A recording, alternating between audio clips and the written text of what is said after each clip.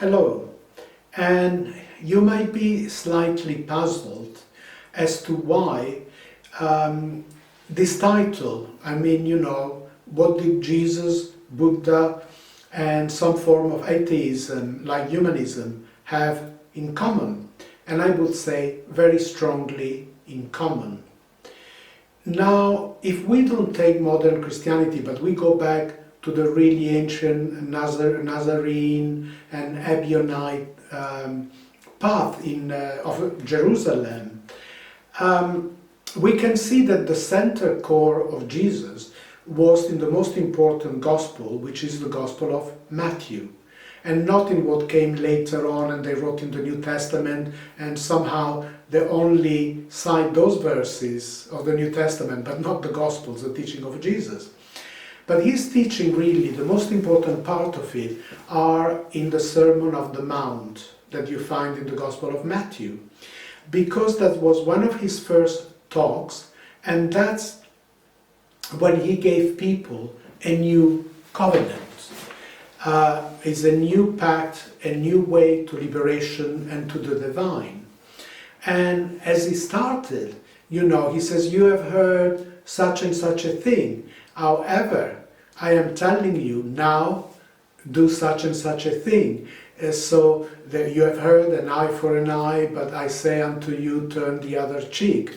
You have heard, hurt and fight against your enemy. Do not pray for them. But I say unto you, be like the divine that gives water and nourishment to all of the earth without asking who they are. And so have that quality within you.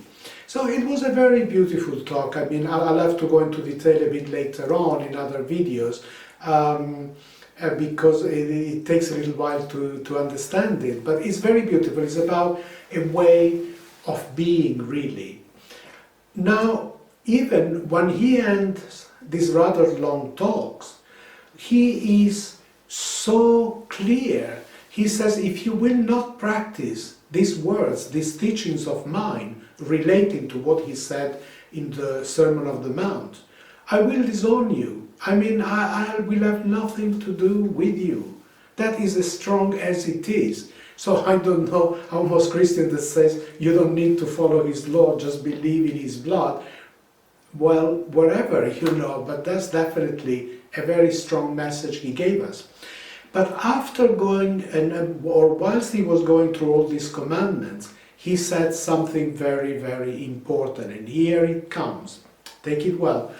He says, all these things I'm telling you, all these teachings that you would have to follow, the resume is just, you can put it inside these two lines.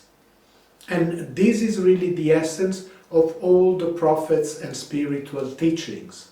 Important, isn't it? So, and here it comes. Do unto others as you would like others to do unto you. Which also follows, don't do unto others what you wouldn't like others to do to you.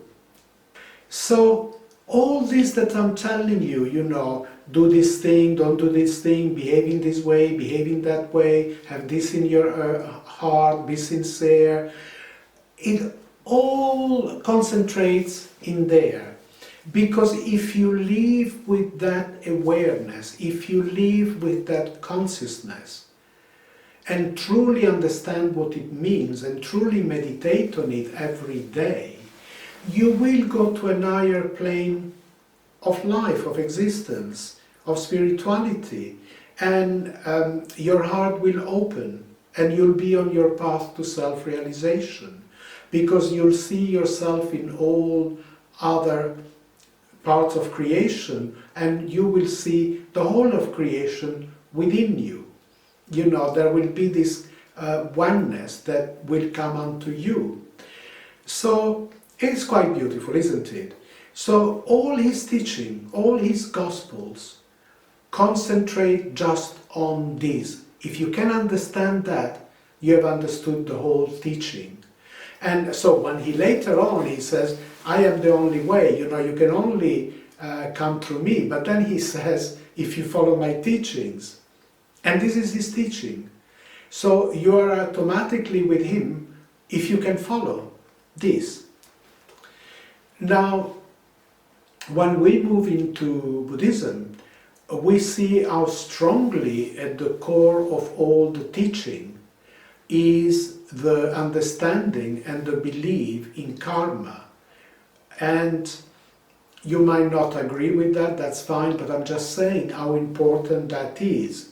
Which means every hurt that we create to others, we have to learn not to do it. And the teaching, that learning comes because we will have to experiment, to experience that hurt, either in this life or in the next life. And we will keep on reincarnating till we finally get it. Which again, what is it that you have to get? Don't do unto others what you wouldn't like others to do unto you, because you'll see how it hurts. And when you see how it hurts, then you realize that's not something you want to do. And the pain we give to others comes because of greed, of delusion, and because of hatred. So when we free ourselves of those, we achieve nirvana, liberation.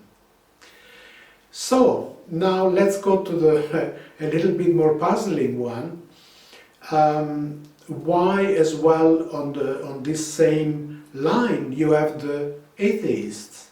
And I talk here by a majority of atheists, which these days call themselves humanists, which means love for humanity, respect for humanity comes above all other things.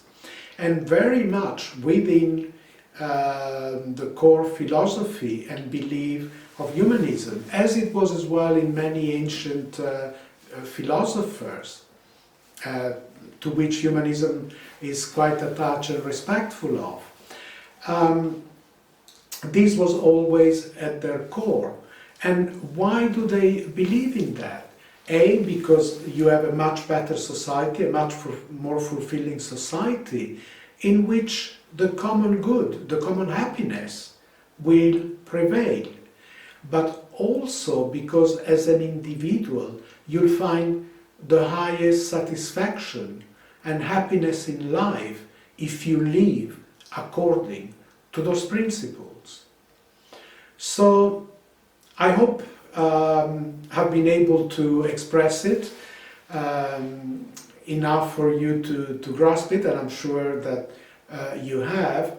Now the point is for you to meditate a bit on that and to see how you can apply it and to see the benefits that it can really, really give you, how it can uplift you. I understand that sometimes you have to say no, you have to be strong, and you have to defend yourself. But that is the right of every human being. But overall, you always have a certain feeling for what your words and actions are doing and creating in others. And then we should ask, how would it feel if that was done to me? And see what happens. Let me know one day. Thank you. Take care.